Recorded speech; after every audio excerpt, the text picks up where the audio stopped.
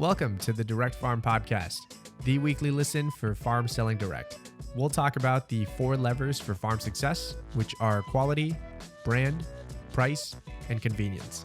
We'll hear from outside industry experts and producers like you to delight your customers, save time, and to increase your direct farm sales and business. We're glad you're here. Welcome back to the Direct Farm Podcast, everybody. My name is Sebastian. I am on the marketing team.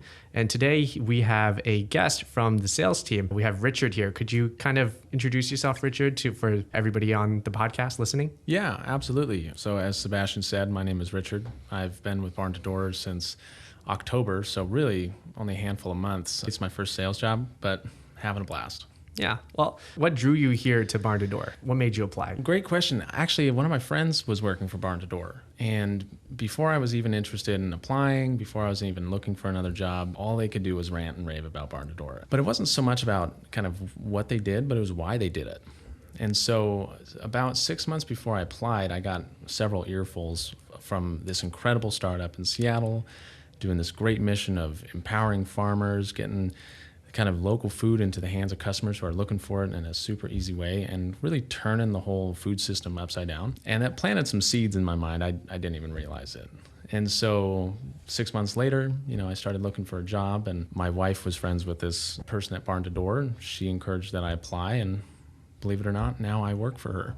Yeah. That was my manager. Nice. This is your first sales position. Yes, so sir. How was it like coming in here with no prior sales experience and then doing what you're doing now? It happened fast. I was a little intimidated at first. It was outside of my wheelhouse. It was outside of my experience. I know I liked talking to people, but I was really interested in having a position where I had an impact and I was part of a team. And so that's what really was the tipping factor for my decision. I figured I can learn anything. I mean, that's the beauty of being a human being, right? And so I stuck my neck out there, and I'm still learning a ton every single day. But being able to grow, especially at the pace that Barnadore is growing, having the support of the team members and even my compatriots here and peers at Barnadore have been instrumental in what I do now. And so I'm extremely grateful that they got me up to speed quickly, but I couldn't ask for a better team, honestly. Awesome to hear. So then, I guess, how would you kind of describe what your day-to-day responsibilities are? Since you got into the groove now, I guess, do you have any favorite parts of your job or any difficult parts? Yeah, well, of course, it's not all, a rose walk in the park or anything like that, but I'll start with my favorite part. So my favorite part, hands down, is having meetings with the farmers, getting them on the video calls, learning a little bit more about not only their operation, but it's a little sneak peek in who they are, where they want to go, their dreams, their priorities for their farm and their business. And if there's an opportunity for us to help them achieve those goals, it's just awesome. It's been so much fun to be able to help empower them, and you can see their lives change over the course of even months of being with Barnadore. And so having those meetings is bar none my favorite. The most challenging aspect, for me anyway, some people I'm sure don't struggle with this at all, is just making those dials. Calling farmers out of the blue, I mean, they're people, they're hard workers. I'm sure most of us can relate. Getting a call from a number we don't know is always a little odd. But, thankfully, we're working with farmers, and hands down, they're some of the nicest folks around. They're passionate about what they do. And so even the calls, while the most uncomfortable for me anyway, they're not that uncomfortable. Right.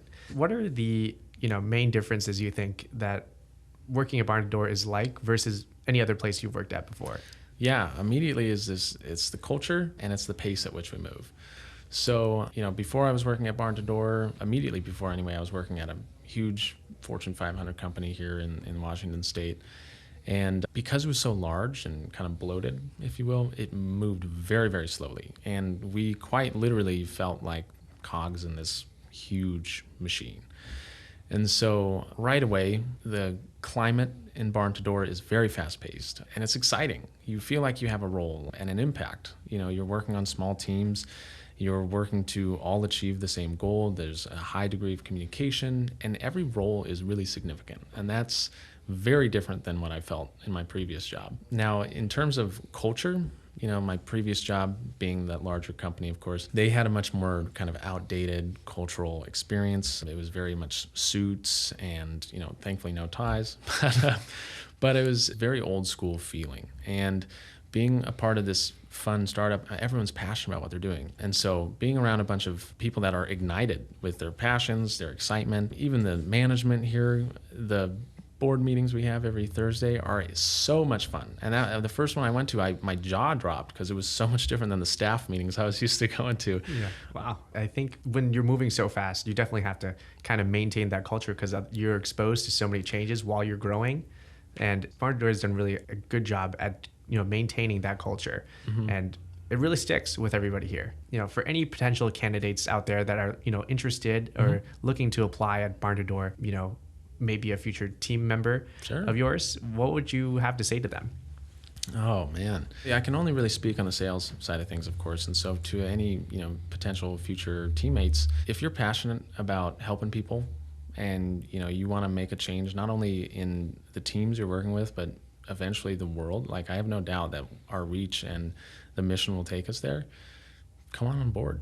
Like Barnadore is blowing up. And we're helping so many people along the way, and it's such a wild ride to be a part of. But it's been a blast, and it's such a privilege to be able to work here. And I mean, if there's any bit of interest of having an impact on the world around you, Barnadore is going to be a great place to do that.